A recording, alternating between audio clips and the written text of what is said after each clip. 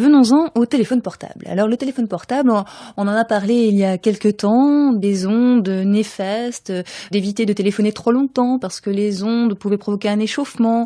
On demande aux femmes enceintes d'éviter de téléphoner avec un téléphone portable. Alors, vrai ou faux, le téléphone portable est-il une crise sanitaire, selon vous ?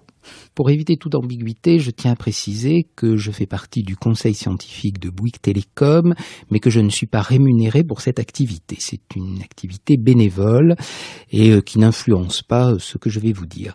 Le téléphone portable n'est pas une crise sanitaire. On n'a pas mis en évidence d'augmentation d'une pathologie déterminée qu'on aurait pu rattacher au téléphone portable. On n'a pas vu une explosion des tumeurs du cerveau, alors qu'il y a quand même plusieurs milliards d'utilisateurs du téléphone portable dans le monde et qu'il y en a au moins plusieurs centaines de millions depuis plus de 10 ans.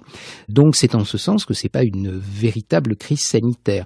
Ce que vous dites que l'on craint, à savoir un échauffement, etc., je dois dire que ceux qui alertent sur les dangers supposés du portable parlent de choses beaucoup plus graves que ça. On parle de maladie d'Alzheimer, on parle de cancer, on parle de neurinome de l'acoustique, etc., etc. Donc il ne s'agit pas du tout de petits désagréments du genre échauffement. Fort heureusement, des institutions internationales comme l'OMS, comme le SKENIR, qui est le conseil scientifique de la communauté européenne, ou comme très récemment l'AFSET en France, se sont prononcés absolument sans ambiguïté sur la question.